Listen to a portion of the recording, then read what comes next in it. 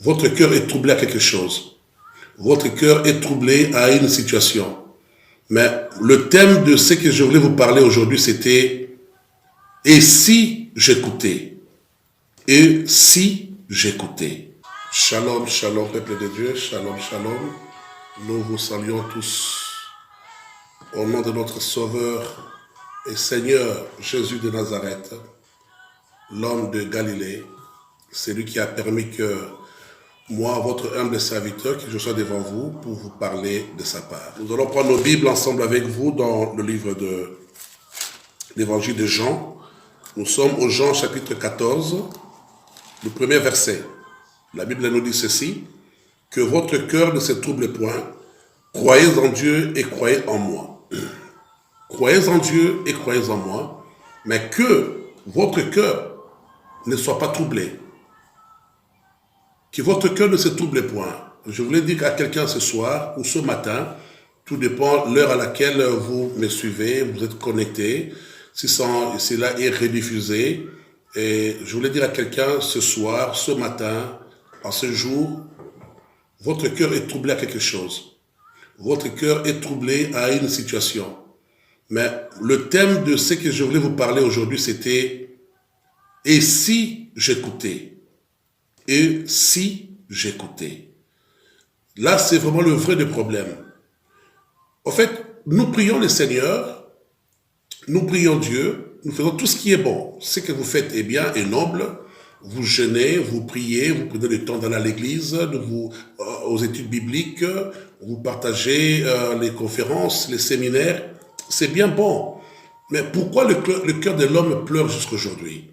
Si nous avons la parole de l'assurance qui nous dit que votre cœur ne se trouble pas, si cette parole est vivante, si cette parole est vraie, si cette parole peut faire quelque chose, mais pourquoi nos cœurs sont troublés? Pourquoi les troubles faits dans nos vies? Pourquoi en fait il y a ça?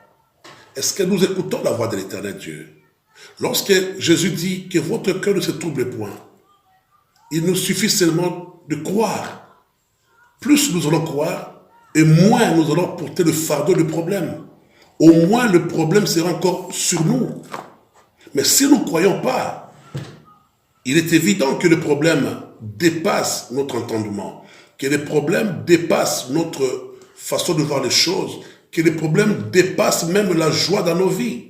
On peut voir quelqu'un qui mange, qui dit voilà, il est bien, il travaille, il a tout ce qu'il faut dans ce monde, mais il ne se réjouit pas. Mais pourquoi il ne se réjouit pas? C'est parce que son cœur est privé de joie. Son cœur est privé de la paix. Et pourquoi ces choses l'ont privé de la paix et de la joie? C'est parce que lui-même, il n'écoutait pas. Il n'écoute pas Dieu. Si le Seigneur dit, croyez en moi, mais seulement votre cœur ne se trouble point. Et ce soir, je vais interpeller quelqu'un pour lui dire, sois à l'écoute de la parole de Dieu. Demeure à l'écoute de la parole de Dieu. Demeure pour que le Seigneur ouvre les écluses des cieux pour toi. Demeure pour que le Seigneur change tes pleurs en joie. Demeure pour que le Seigneur te mette des choses favorables devant toi. Demeure avec ton Dieu. Demeure avec le roi des gloires. Demeure et laisse Dieu prendre le contrôle de ta vie. Laisse Dieu diriger ta vie. Laisse à Dieu te coordonner ta vie. Laisse Dieu te guider. La parole de Dieu, elle est bonne. La parole de Dieu, elle est vraie. Elle est véridique. La parole de Dieu, elle nous assure. La parole de Dieu, c'est ça notre confidente. La parole de Dieu nous donne les atouts pour que nous ne trébuchions point. Mais aujourd'hui, la majorité des chrétiens, la majorité des serviteurs de Dieu, les enfants de Dieu, entre guillemets, enfants de Dieu, entre guillemets, parce que quand on dit enfants de Dieu, donc nous portons l'image de Dieu Tout-Puissant et nous le manifestons par la foi, nous croyons et nous ne pleurnichons pas. Mais lorsque nous pleurnichons, c'est-à-dire que nous laissons les choses nous dominer, alors là, nous sommes dans le cadre des chrétiens. Parce que le chrétien a du mal à pouvoir porter l'identité. Un chrétien a du mal à porter l'identité de l'enfant de Dieu. Quand on parle d'un enfant de Dieu, cela est différent à un chrétien.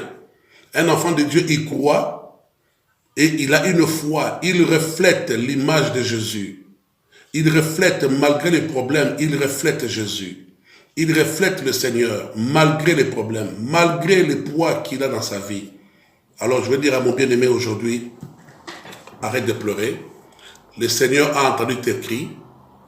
Il est au courant de tes problèmes. Rien ne lui est indifférent. Mais le seul problème, c'est l'écoute. Est-ce que nous sommes à l'écoute de la parole de Dieu? Est-ce que nous écoutons Dieu? Ça, c'est le vrai problème. Notre problème n'est pas assez que le Seigneur agit ou il n'agit pas. Il agira quand? Il agira comment? Mais le vrai problème, est-ce que nous écoutons Dieu? Est-ce que nous sommes à l'écoute de la parole de Dieu? Combien de messages as-tu entendu? Combien de messages les pasteurs t'ont prêché? Combien de cantiques tu as dans ton téléphone? Combien de cantiques et se trouvent dans ta maison? Ta vitrine est remplie de notes de versets bibliques. Les murs sont remplis de versets bibliques. Mais est-ce que tu écoutes de plus que toutes ces choses-là? Le cœur doit écouter. Le cœur doit parler.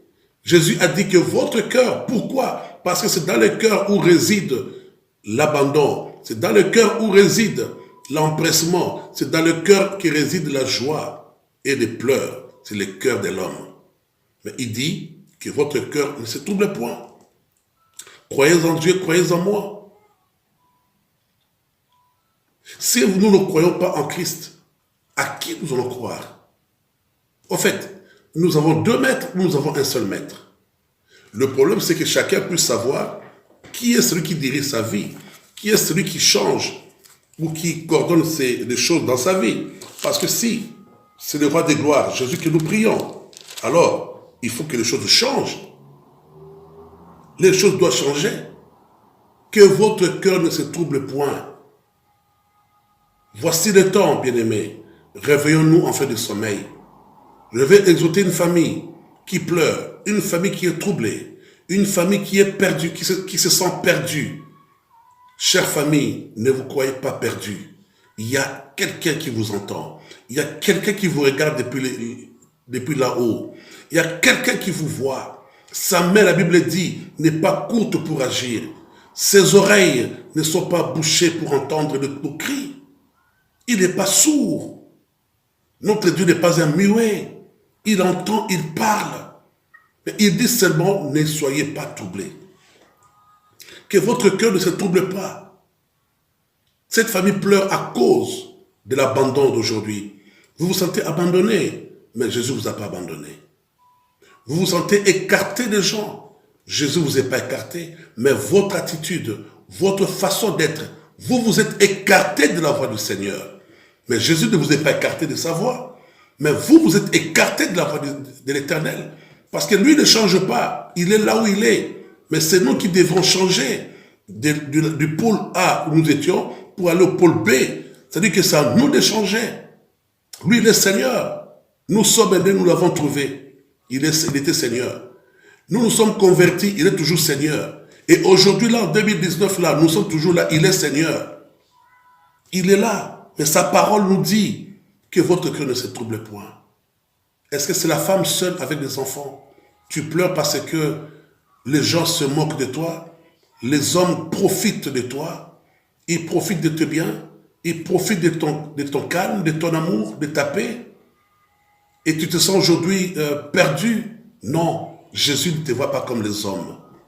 Vous savez, la rencontre de Jésus avec la femme samaritaine, cela avait changé la vie de cette personne, avait changé le comportement de la personne. Jésus avait changé le caractère de la personne. Est-ce que depuis que tu as rencontré Jésus, ta vie a changé? Un enfant de Dieu se retrouve lorsqu'il est changé. Il se reconnaît changé. Mais est-ce que tu as changé? La parole de Dieu nous façonne. Est-ce que tu es façonné?